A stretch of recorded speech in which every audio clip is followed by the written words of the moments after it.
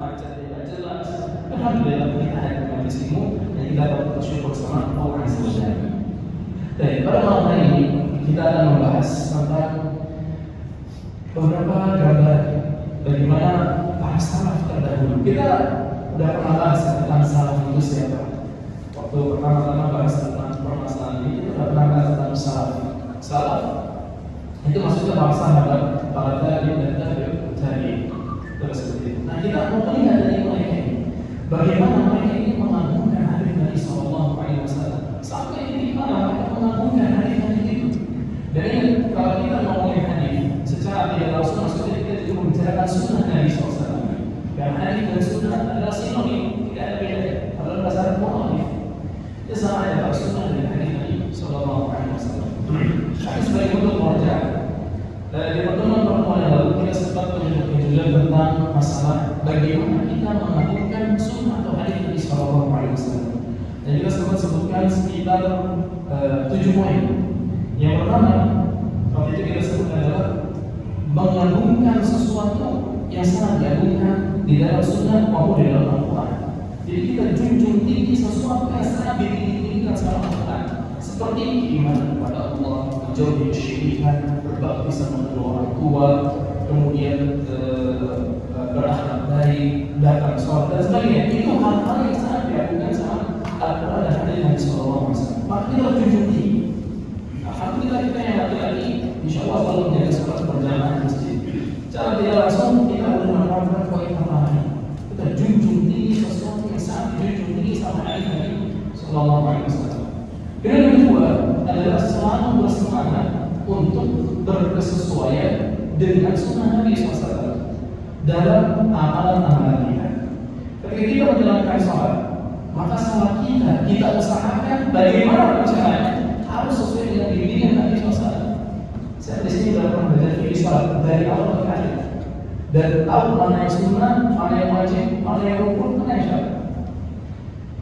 Nah, kita kalau semangat untuk belajar tentang sholat, artinya kita semangat untuk bikin diri kita sesuai dengan tuntunan Nabi Sallallahu Alaihi Wasallam. Karena waktu kita juga pernah sebutkan, insyaallah kita sudah tahu, kita ini tiap hari selalu memberikan persaksian bahwasanya Allah adalah satu-satunya Tuhan yang berhak disembah dan diibadahi dengan benar. Dan yang kedua, Nabi Muhammad SAW adalah hamba dan utusan Allah. Tapi kebanyakan manusia, kebanyakan kaum muslimin tidak tahu konsekuensinya. Dia mengucapkan ini tapi tidak tahu konsekuensinya. Apa yang harus kita lakukan setelah dia mengucapkan ini? Dan kita mengucapkan syahadat ini tiap hari berkali-kali dalam sholat kita, dalam diri kita, dalam doa kita selalu kita ucapkan ini. Tapi konsekuensinya apa? Waktu itu kita sudah sebutkan dari kita bahas tentang syahadat Muhammad Rasulullah, ada 4 konsekuensinya, ya kan? Yang pertama tasdiquhu fima membenarkan semua berita yang datang dari Nabi SAW. Waktu itu kita sudah sebutkan berita yang datang dari Nabi SAW banyak yang tidak masuk akal. Karena kalau kita sudah bilang tugasnya apa, itu inti dalil, bukan menjadi hukuman sedari. Kita seperti sebutkan juga contohnya adalah tentang hadis tentang naran. Ketika dia waqa'atullah fi inaya hadikum pada mislu, itu malah terpahu. Bila fi ahad jarahaini dalam al-aqdar. Kalau ada orang yang berubah berjalan kalian atau lapang atau tempat minum kalian, maka ceruk itu alat dalam situ. Kemudian apa? Karena salah satu sayapnya ada obat, satu sayapnya ada penyakit. Tidak masuk akal. Apalagi di zaman itu tidak masuk akal. Kemudian yang kedua konsekuensinya adalah imtithalul amr, menjalankan apa yang diperintahkan. Nabi SAW memperintahkan kita banyak hal. Seperti Nabi SAW, ya berulah bismillah, ukul biyamin, ukul mimayat, wahai kecil, baca tersebut nama Allah, makan dengan kanan, ambil dari yang paling dekat. Itu semua perintah dari Nabi SAW. Kita laki-laki diperintahkan untuk aful liha, untuk membiarkan jenggot, waktu syawari, cukur pendek jenggot.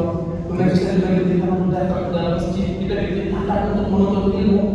Itu semua adalah untuk imtithal. Itu menjalankan apa yang dikatakan sama Nabi SAW. Yang ketiga adalah ijtinab ma naha anhu wa zajar, menjauhkan diri kita dari segala hal yang dilarang, dan beliau mati-mati dari Nabi SAW mati-mati kita pada hal seperti laki-laki dilarang untuk isbal, yang perempuan dilarang untuk menampakkan aurat,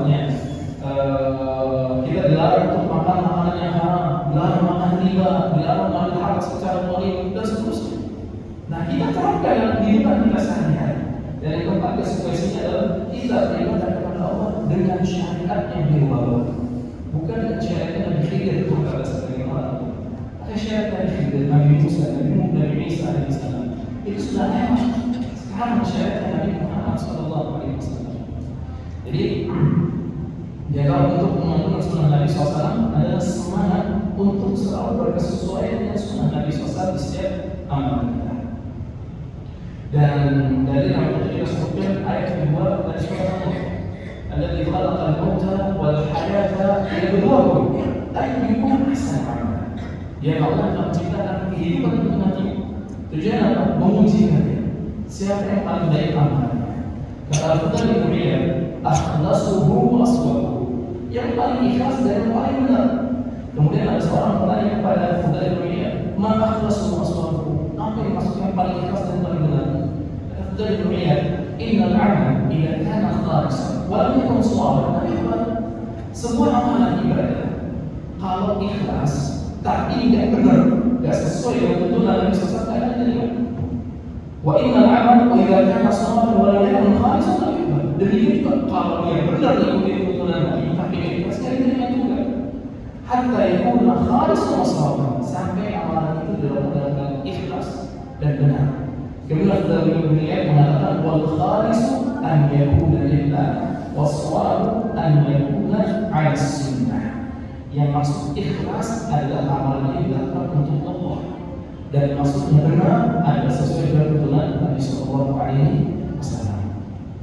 Kemudian yang ketiga kemarin kita sebut di antara bentuk pengakuan terhadap sunnah Nabi adalah senang untuk berkumpul di atas sunnah Nabi SAW. Artinya kita sekarang punya komunitas orang-orang yang sudah kaji Nabi sebutannya, yang menyunah bahasa ini dan menyunah. Kalau kita kumpul sama mereka senang, kemudian semua dalam ajaran bareng sama mereka, itu dia akan bentuk mengakukan sunnah Nabi SAW.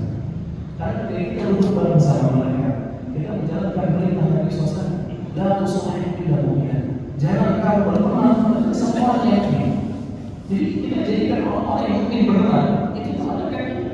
Itu secara tidak langsung kita sudah menjalankan sunnah Nabi SAW. Yang keempat adalah kita harus mendukung hadis Nabi SAW, sunnah dia. Kita bela mati-matian. Kalau ada orang yang menghina hadis Nabi, sunnah Nabi, kita lawan. Kita tegur orangnya. Jangan malah kita dibilang ada bilang kambing gitu kan, juga kayak kambing langsung celana diciprat, dibilang kebajikan langsung dikasih. Yang perempuan pakai kerudung besar dibilang kotor langsung enggak, bela. Ini syariat, saya bangga dengan ini. Kan sekarang kita hidup di zaman orang yang taat, malu menampakkan ketaatannya. Dia ketika melakukan ketaatan ditegur semua orang, dan semua orang dia beda dari orang itu, dia punya malu gitu kan, kayak anda beda sendiri ya. Itu sudah mulai muncul dari kaum muslimin sekarang. Kemarin yang kelima kita sebutkan adalah itu mengajarkan sunnah Nabi SAW dan juga menyebarkan. Sekarang alhamdulillah wasilah untuk mengajarkan sunnah Nabi gampang. Ada HP, ada sosial media, ada YouTube dan lain sebagainya. Itu dilakukan. Nabi SAW mengatakan bagi mu'min walau ayat, sampaikan dari aku walaupun satu ayat, sampai. Tapi kita tidak tulis di story kita kan. Nabi SAW bersabda, ya orang yang itu dapat pahalanya, Masya Allah. Betapa banyak orang terpilih dari situ kan? Kita menganggap sepele, tapi terkadang momennya pas sama orang yang lagi ada masalah tentang masalah ini. Akhirnya ketika dia baca tersebut hatinya tidak ada. Jadi makanya Nabi SAW juga pernah mengatakan, tahqiran min al-ma'ruf syai'an. Jangan pernah menyepelekan kebaikan sekecil apapun.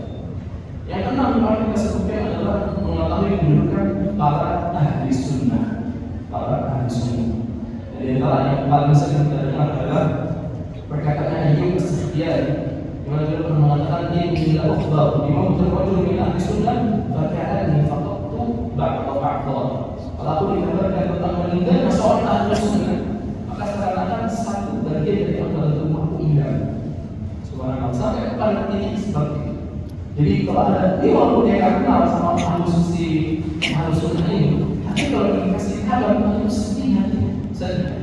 Yang kemarin kita sebutkan adalah senang dengan kemajuan sunnah. Senang dengan kemajuan sunnah. Semakin sunnah maju di tengah-tengah kaum muslimin, semakin senang. Bukan semakin kenapa pakai harus semakin banyak kenal sih gitu. Dia semakin senang. Tetangga mulai hijrah, teman-teman yang hidup mulai hijrah, mulai kenal sunnah. Ini senang ya. Ini adalah tanda di antara bentuk pengakuan pada hadis Nabi SAW. Kemudian kita lihat pada pembahasan kita itu tentang gambaran para salaf terdahulu mengagungkan hadis Nabi SAW. Kita mesti jadi beberapa poin. Yang pertama, gambaran mereka dalam mengagungkan hadis Nabi SAW dalam masalah ittiba dan imtithal. Ittiba mengikuti, imtithal melaksanakan perintah Nabi SAW. Ada beberapa kisah yang mungkin Anda sudah tahu kisahnya, cuma kita sebutkan sebagai contoh. Yang pertama adalah kisah tentang pergantian kiblat. Mungkin Anda pernah dengar ada di Madinah ada masjid Qiblatain. Itu masjid disebut masjid Qiblatain karena waktu zaman Nabi SAW kan dulu Nabi SAW itu menghadap ke arah Baitul Maqdis. Atau berapa menit dari ini? Kalau tidak keliru di tahun kedua Hijriah, berarti sekitar 15 tahun setelah Nabi SAW berdakwah baru kita dipindahin. Dan itu Nabi SAW setiap hari sejak hijrah ke Madinah selalu balik nunggu wahyu turun memindahkan kiblat dari Baitul Maqdis ke Ka'bah. Sampai akhirnya turun firman Allah Azza wa Jalla di surat Al-Baqarah ayat 144, "Qad nara taqalluba wajhika fis sama', falanuwalliyannaka qiblatan tardaha, fawalli wajhaka syatral masjidil haram." Kita udah lihat bolak-balik pandangan yang menarik yang sama. Jadi Nabi SAW sendiri bertanya, kapan wahyu turun? Kapan wahyu mengganti kiblat turun? Kemudian kata Allah Azza wa Jalla, maka sekarang kita palingkan wajah kamu kepada kiblat yang kamu ridhoi. Awal wajah syatral masjidil haram. Sekarang menghadaplah ke arah masjidil haram. Waktu ayat ini turun, ternyata ada sebagian sahabat dari Madinah dari sana tadi sholat subuh. Ya namanya pemerintah kan gak kayak kita sekarang ya, turun direct langsung tahu semua. Dulu butuh waktu, butuh proses. Kemudian ternyata sebagian sahabat tadi sholat subuh. Kemudian ada orang datang dari kota kembali ke kampungnya dari sana. Kemudian dia mengatakan, "Ala inna qiblatan taqwilat ila Ka'bah." Ketahuilah bahwa ini gara-gara sholat ya. Para sahabat waktu itu gara-gara sholat dari gara-gara rukuk, di rakaat kedua. Bayangin, tinggal bangun, sujud lagi salat selesai. Tapi dalam keadaan rukuk disampaikan tadi, apa yang mereka lakukan? Mereka ganti arah. Kan dari Maqdis itu ke arah sana ya. Jadi dalam keadaan rukuk mereka memutar ke arah kiblat, ke arah Ka'bah. Dalam keadaan rukuk mereka sama sekali tidak mengganti posisi diri mereka. Ya, itu yang namanya imtithal, melaksanakan apa yang menjadi perintah. Kan kalau misalkan mereka nggak mau nyontoh, ya tinggal lanjut aja sholat, ya kan nggak masalah gitu kan. Kalau punya perasaan, tapi dia dalilnya itu udah tidak gantikan. Itu kisah pertama. Kisah kedua, kemudian pernah dengar juga tentang diharamkan khamr. Khamr baru diharamkan dulu. Gak seperti kita di Mekah baru diharamkan khamr kan, baru dimatikan, baru diharamkan. Tahun kedua Hijriah juga. Kalau anda belajar sejarah, di tahun kedua Hijriah adalah tahun paling banyak membahas kemudian pemerintah akan melarang sesuatu. Itu pada banyak. Dia seperti puasa Ramadan, zakat, fitrah, dan seterusnya, haji juga, perang itu semua di tahun itu, semua dalam tahun kedua Hijriah. Kemudian ketika khamr diharamkan, waktu itu Anas bin Malik bercerita, tadi ada bapak satu namanya Abu Talha, Abu Talha ini peminum berat, suka banget minum khamr.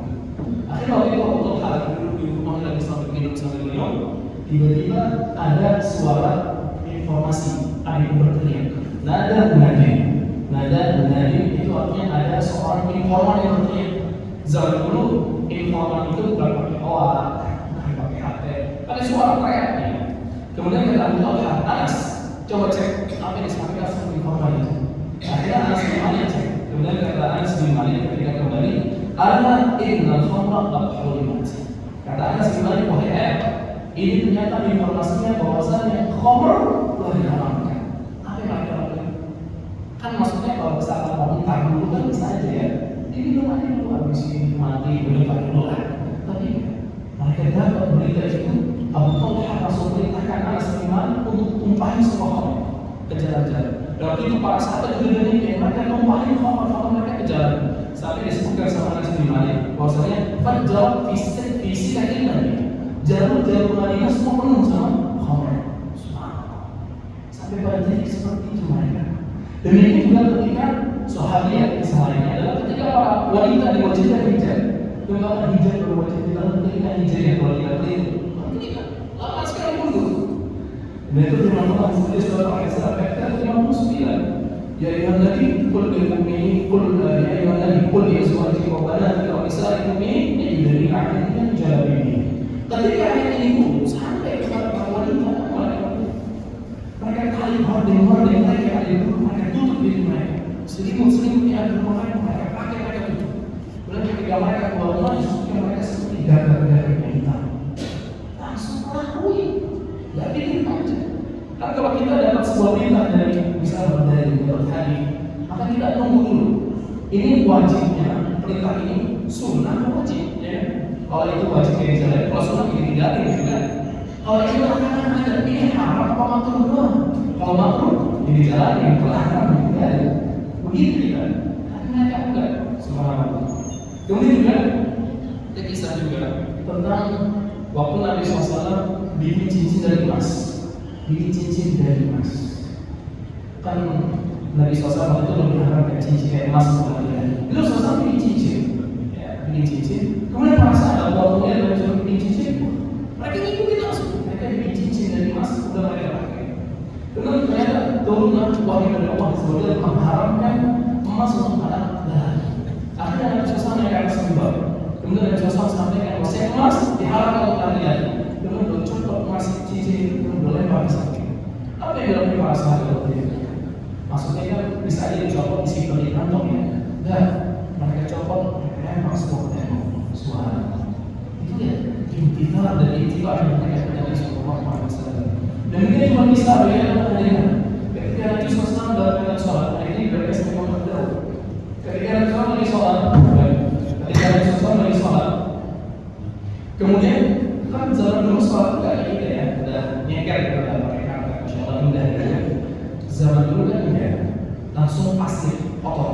Dan waktu itu mereka sholat pakai sendal. Maka termasuk sunnah juga adalah sholat pakai sendal. Sesekali sholat pakai sendal.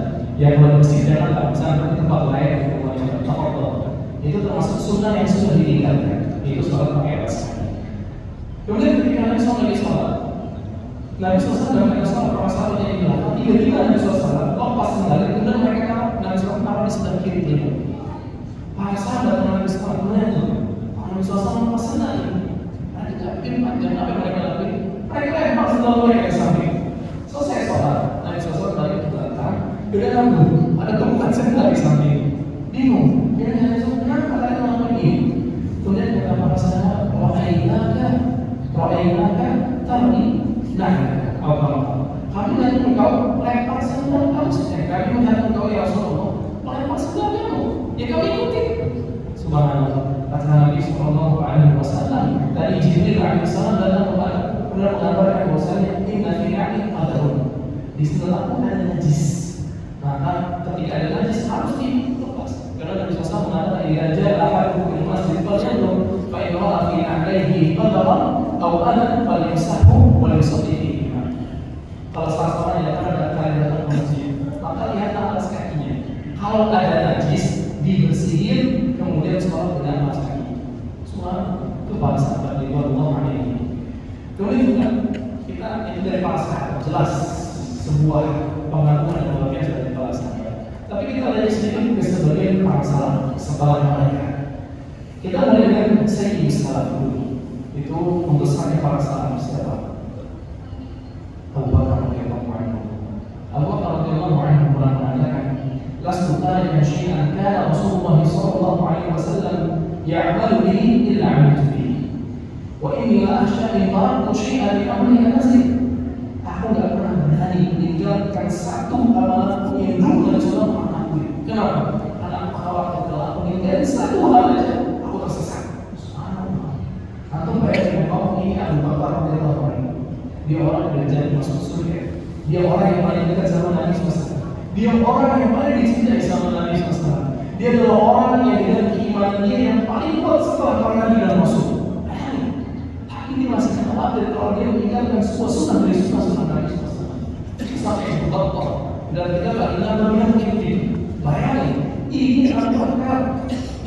bahkan sampai begitu untuk mengikuti sunnah Nabi Sallallahu Alaihi Wasallam. Kemudian juga Umar bin Khattab radhiyallahu anhu, waktu beliau menjalankan haji, maka Umar bin Khattab radhiyallahu anhu berdiri di hadapan Hajar Aswad. Apa yang dikatakan Umar sama Hajar Aswad? Wallahi inni la uqabbiluka wa inni la a'lamu annaka hajar wa annaka la tadur wa la tanfa'. Aku tahu kamu ini batu wahai Hajar Aswad. Kamu tidak memberikan mudarat dan tidak memberikan manfaat. Walau anani ra'aitu Rasul sallallahu alaihi wasallam yuqabbiluka ma qabbaltu. Kalau aku enggak lihat Nabi sallallahu alaihi wasallam cium kamu, enggak cium. Bayangin. Allah tahu Hajar Aswad ada spesial apa-apanya. Dia mencium Hajar Aswad karena Nabi sallallahu alaihi wasallam. Kalau enggak ada lagi, subhanallah. Dan imtithal yang lain. Kemudian juga Ali bin Abi Thalib radhiyallahu anhu pernah mengatakan, "Lau kana din al-wahyi lakana batina khuffain ahaqqu bil masih minhu min dhahirihima." Andai kata agama ini memang pakai akal murni, harus ketika masuk ada khuffain itu ke mana? Sendal kita kalau bakal alas kita kalau bakal itu ke mana? Bawah. Tapi agama ini bukan yang memang atasnya. Kemudian kata Ali bin Abi Thalib, "Wa inni ra'aitu Rasul sallallahu alaihi wasallam yamsah 'ala dhahirihima." Karena aku melihat Nabi sallallahu alaihi wasallam pusat atas bukan bawah. Sampai itu ada ini semua ini bukan agama, ini bukan akal, tidak ada semuanya. Harus mengikuti Nabi sallallahu alaihi wasallam. Kemudian juga dari imam yang keempat, masyhur sekali bagaimana sudah dikatakan tidak mengatakan imam yang keempat itu mengatakan bahwasanya mereka itu selalu berpegang teguh sama sunnah. Kalau ada pendapat mereka menjadi sunnah buat itu benar. Ada nanti kita tahu perkataan mereka. Imam Abu Hanifah rahimahullah pernah mengatakan, "Jika sahih hadis atau madhhab." Kalau ada hadis sahih itu madhhab. Walau yahillu li ahadin an yaqula bi qawlina hatta ya'lama min ayna qulna. Dan tidak boleh seseorang mengikuti ucapan kami sampai dia tahu dari mana kita ambil ucapan itu. Itu Abu Hanifah, Imam Madhab Hanafiyah. Subhanallah. Benar, Imam Malik rahimahullah. Imam Malik rahimahullah, Imam Darul Hijrah. Imam Malik baru bisa isi kajian setelah dapat rekomendasi dari kurang lebih 80 ulama Madinah. Bisa ilmunya sama ya kan? 80 ulama Madinah. Imam Malik mengatakan, "Innama ana basyarun usibu." Aku ini manusia. Aku bisa jadi benar, bisa jadi aku salah. Fanduru fi ra'yi, fa kullu ma wafaqa al-kitab wa sunnah itu.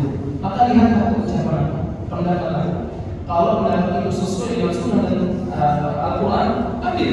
Wa kullu ma yuwafiqu al-kitab wa sunnah fatruku. Dan segala sesuatu yang jauh dari sunnah dan juga Al-Quran, tinggal. Itu Imam Malik rahimahullah. Ya, pengakuan mereka kepada hadis-hadis Sallallahu Alaihi Wasallam. Kemudian juga Imam Syafi'i rahimahullah, beliau mengatakan, "Kullu ma qultu wa kana qaul Rasul Sallallahu Alaihi Wasallam khilaf qawli mimma yasihu hadits Nabi Sallallahu Alaihi Wasallam wa la tuqalliduni." Segala sesuatu yang aku ucapkan dan juga aku sampaikan di situ ada hadis Nabi Sallallahu Alaihi Wasallam, maka kalian ambil. Tapi setiap ucapan aku yang ternyata berisi hadis Nabi Sallallahu Alaihi Wasallam, buang, nggak usah taklid sama. Kata Imam Syafi'i rahimahullah. Anda bisa lihat betapa mereka menyampaikan kepada kita, jangan pernah taklid sama seorang imam. Tak boleh sama sekali. Nah itu adalah gambaran mereka pada masalah ijtihad dan ijtihad. Kalau kita sebut banyak yang ada, kita belajar besok bukan ini. Masih semakin kita pada ijtihad. Kemudian gambaran kedua adalah tentang bencinya mereka. Bagaimana mereka memandang Nabi? Bencinya mereka sama orang yang membantah dari kebenaran. Benci mereka.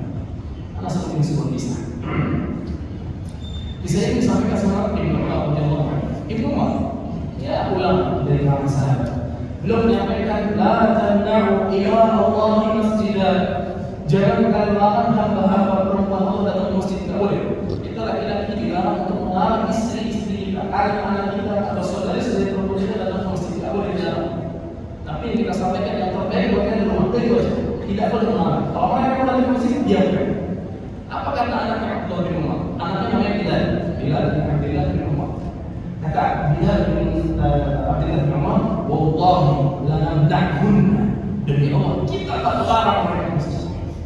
Baik, kita tak larang mereka ke masjid. Anak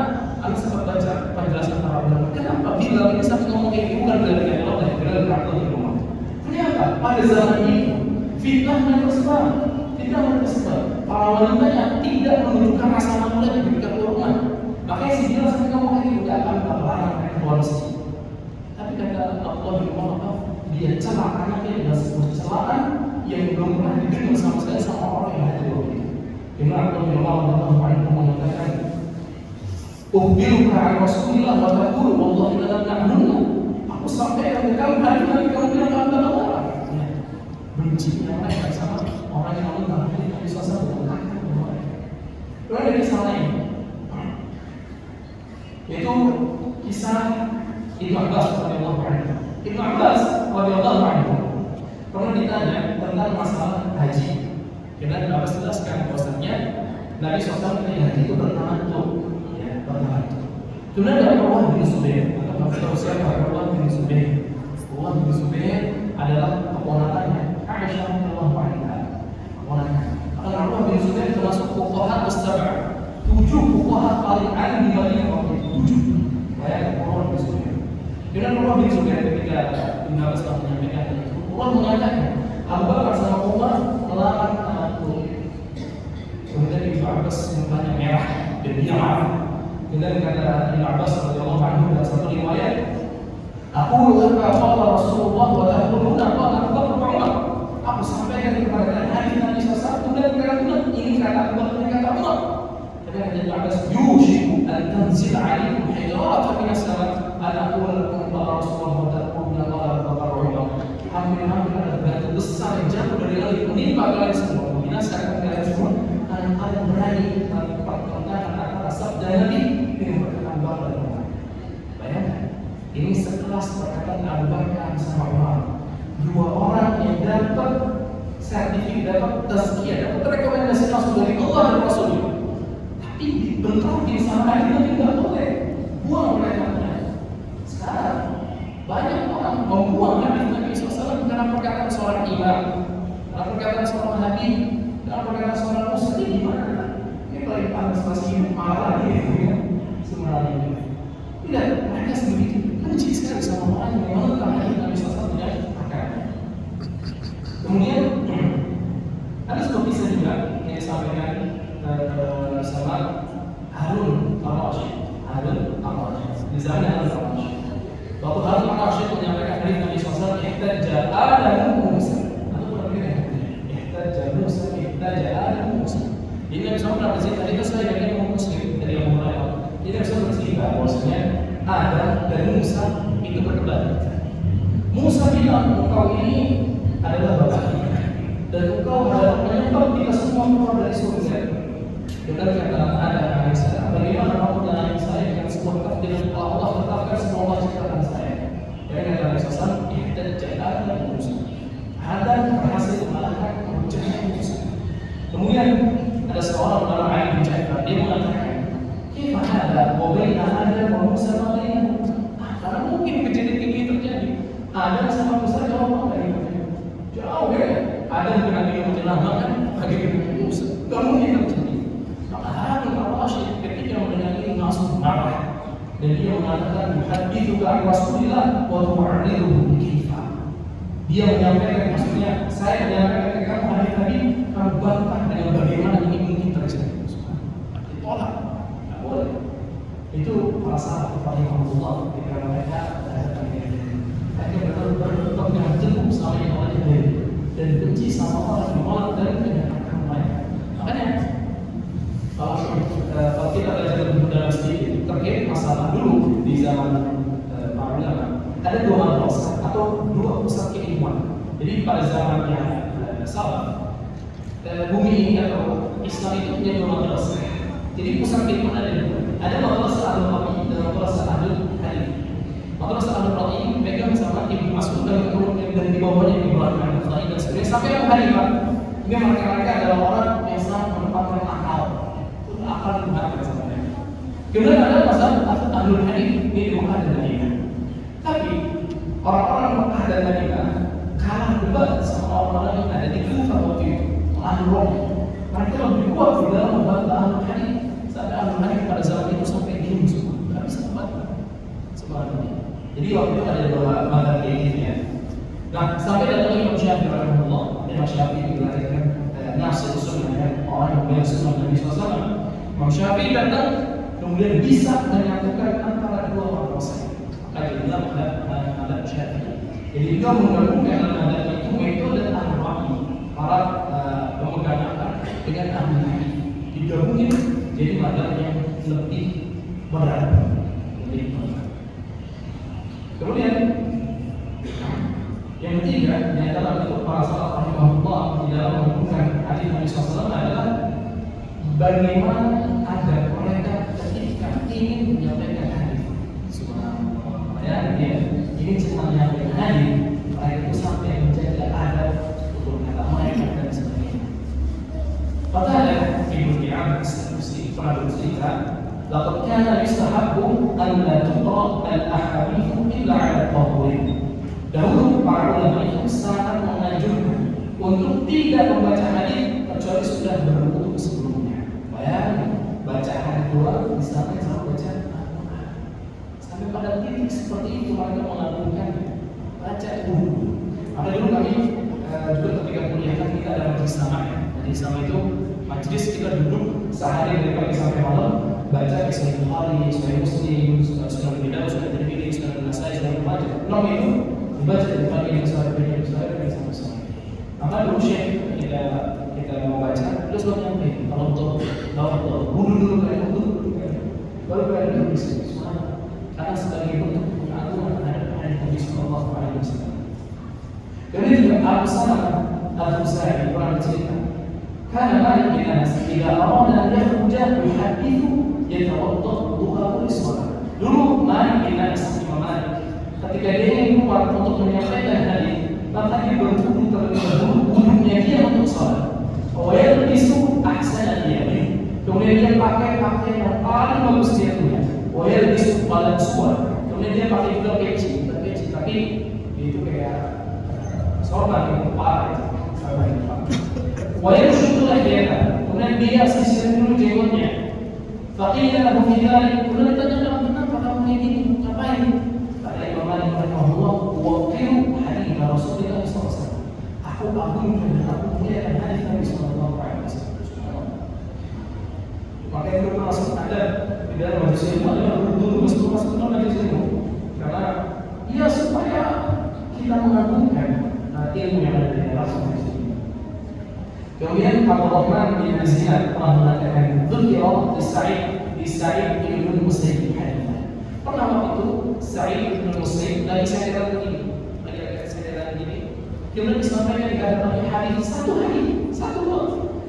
hadis dari Nabi SAW. Maka katanya, "Ajlisuni, duduk kita dulu, lalu jangan sampai jangan duduk.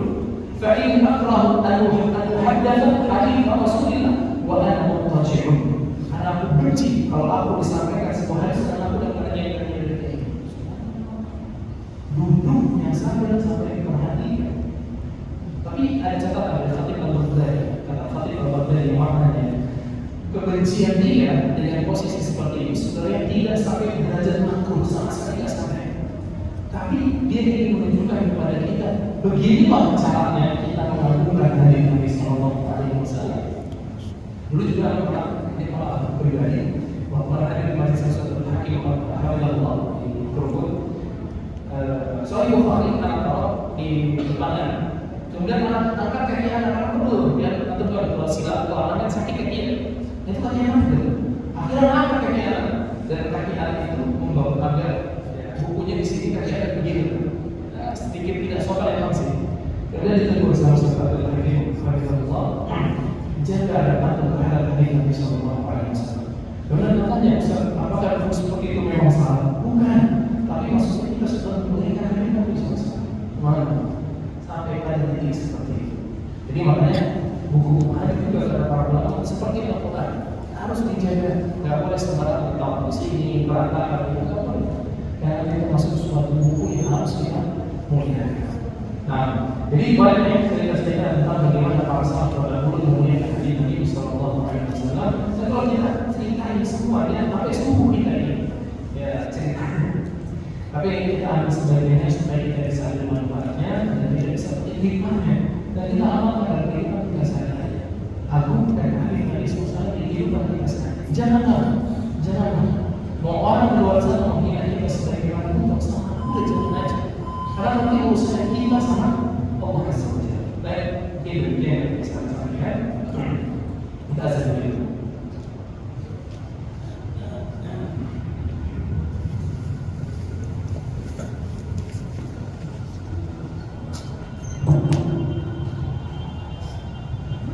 Allahu Akbar,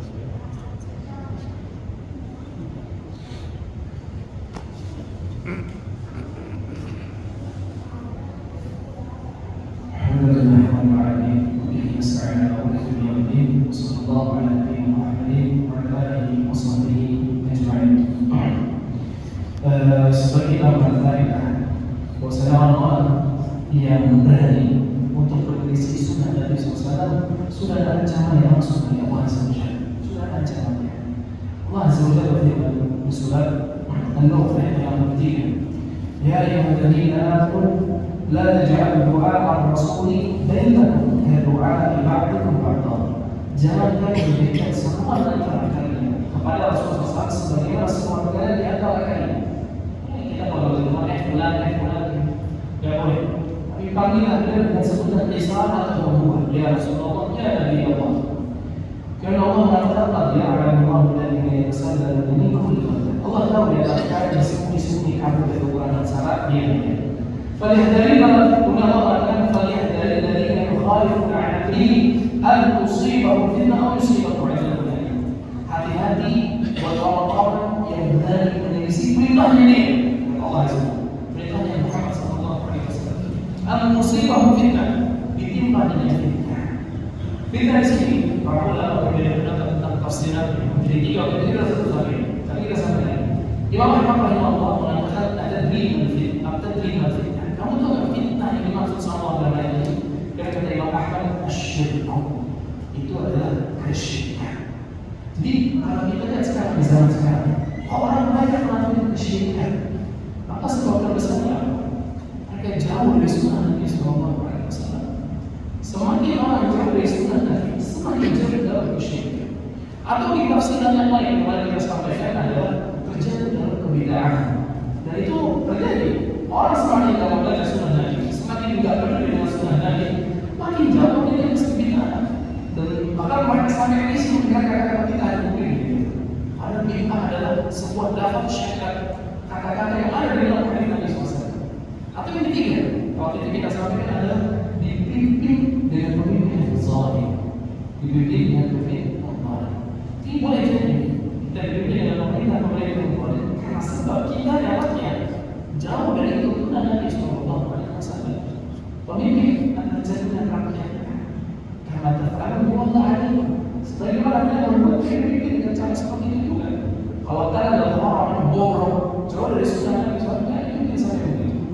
Kalau kalian kebanyakan kalian adalah orang yang baik, bertakwa sama Allah dan seterusnya, pasti sama orang yang baik. Kalau kita lihat di zaman Abu Bakar bin Khalifah, siapa yang jadi rakyatnya? Abu Umar, Utsman, Ali, Abu Hurairah, masya Allah orang soleh.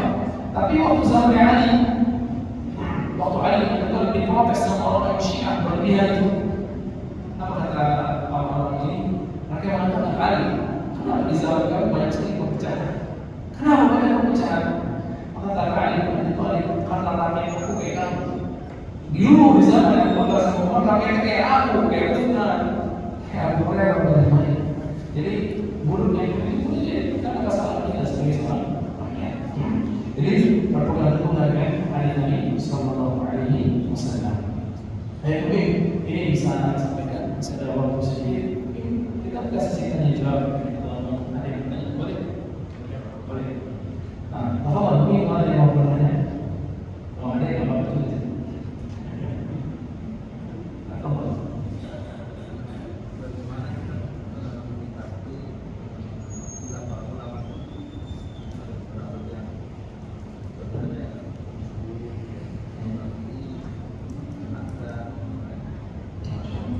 Bagaimana kita melihat khilaf di antara ulama? Khilaf itu ada dua.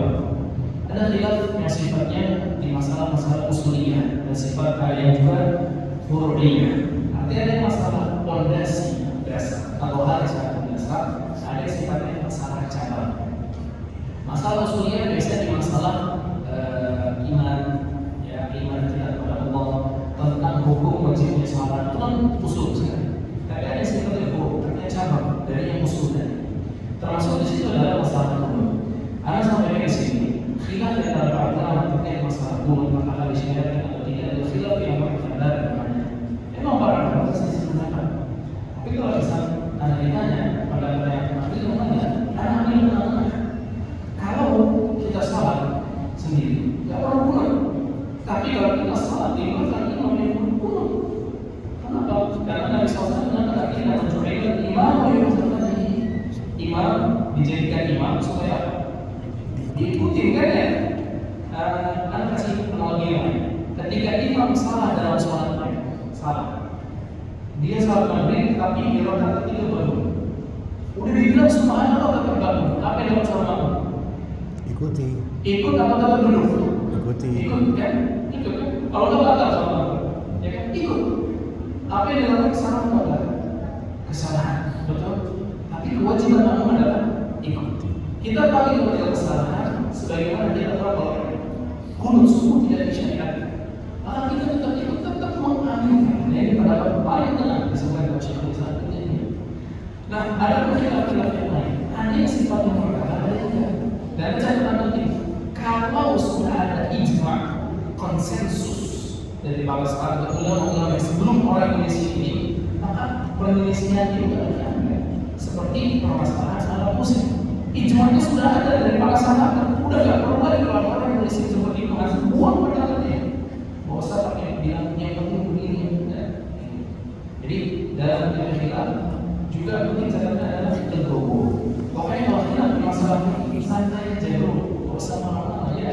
Kalau teman antum nggak berani jadi antum berani antum tunggu dia nggak usah biasa aja. Dia mau rapetin antum mau dia nggak mau rapetin antum mau dia nggak mau ya udah biasa aja. Ini istilah di dalam masalah santai. Jangan masalah buruk itu malah berantem sih. Santai. Yang penting akidahnya. Kalau akidah kita toleransi di sini. Harus begini. Oke. Ayo silakan.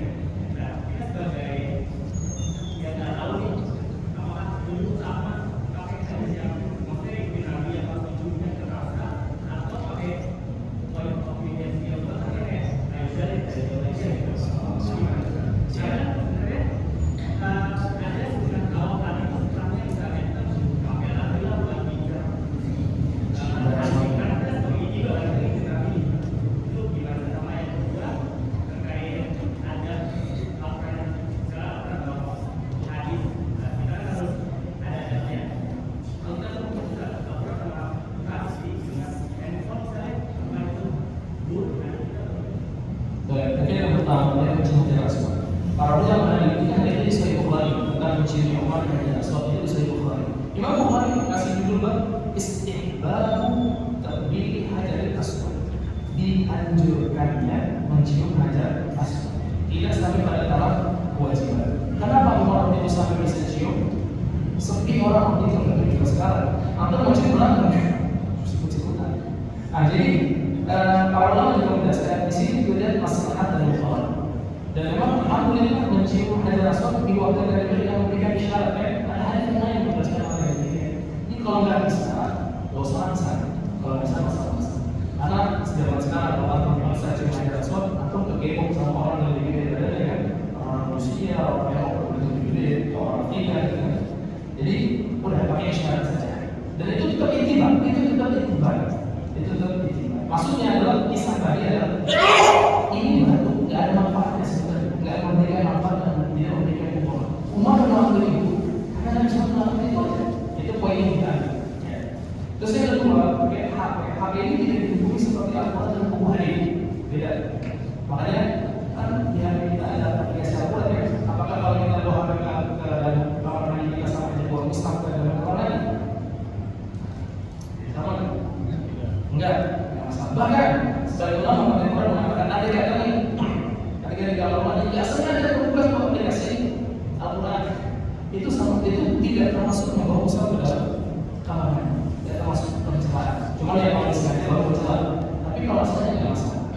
Jadi buku hadis atau aplikasi hadis atau Al-Quran dan HP itu tidak dihubungi buku asli beda. Seperti mushaf terjemah juga. Mushaf terjemah tidak dihubungi seperti mushaf maupun bahasa Arab yang tidak ada terjemahannya.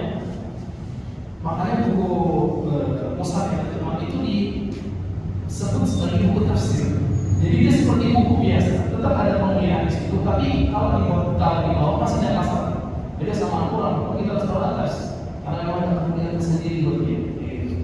Dan dia juga buku hadis yang ada dalam aplikasi, tidak masalah, tidak ada penghinaan. Tapi kalau misalnya buku hadis sama Al-Quran, taruh Al-Quran paling atas. Bahkan sebagai ulama disebut yang mereka sampai tertidur di dalam perpustakaannya sambil tidurin buku hadis. Saat ngantuk dia sambil baca, tidurnya di atas buku. Nah itu tidak masuk. Lagi.